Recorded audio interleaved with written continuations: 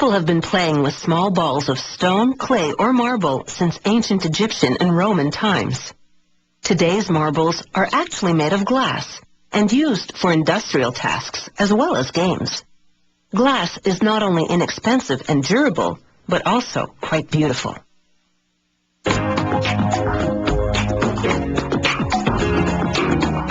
To make marbles, this company melts recycled glass with marbles made earlier but rejected for being the wrong size. All this goes into a kiln heated to 1,204 degrees Celsius. After 16 hours, they open a door at the bottom of the kiln and the molten glass flows out. A shearing device cuts the stream every half a second, forming segments called slugs that become marbles. To make different sized marbles, they adjust the device to cut at shorter or longer intervals. The slugs slide down chutes, landing between grooves on spinning cast iron rolls. The spinning keeps the slugs from sticking. They'll need 72 hours to cool completely, but their final appearance is already set. That was determined back in the kiln, when the airflow drove the heat to melt the glass and mix the colors. These channels separate the good from the bad. Openings along the way weed out the marbles that are too big or too small and collect the ones that are just right.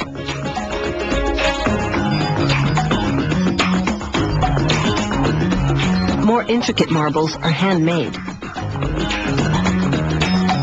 This craftsman first preheats some clear glass in a small oven. Then he breaks off a piece of colored glass.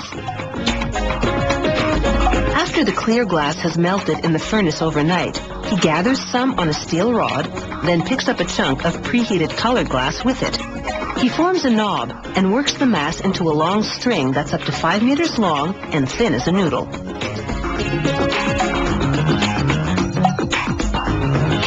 He'll use them in various colors to decorate the clear glass cores of the marbles.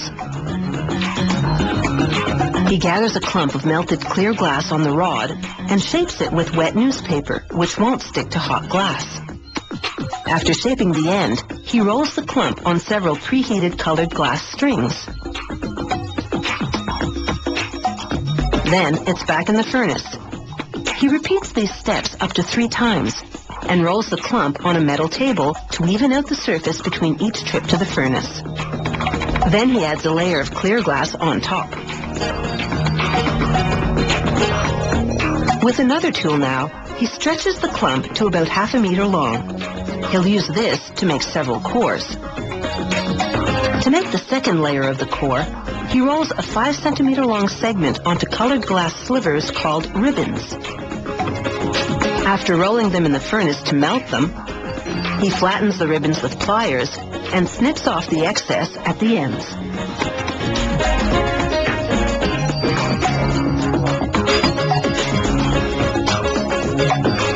He wraps the core and the ribbons in a layer of clear glass, then hand shapes it. Now he rolls the core on more glass strings. Then it's back in the furnace to meld them. He adds one more clear glass layer, and the inside is finished. That's a total of 6 layers for this marble. Other models have fewer or more.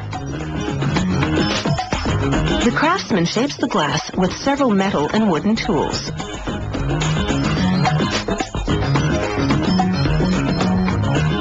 He measures the diameter with metal calipers and gradually sculpts a sphere. He'll make up to 5 marbles from this segment, ranging up to the size of a golf ball. After scoring the glass with a knife, he places it in the open end of a pipe to hold it. Then he gently taps the rod, which breaks the glass, and releases the sphere. He melts away the bump left at the spot where the glass broke. Next, the marble goes into an oven at 530 degrees Celsius. The oven slowly cools overnight to strengthen the glass. Clearly a cut above, this eye-catching, handcrafted marble is already an objet d'art.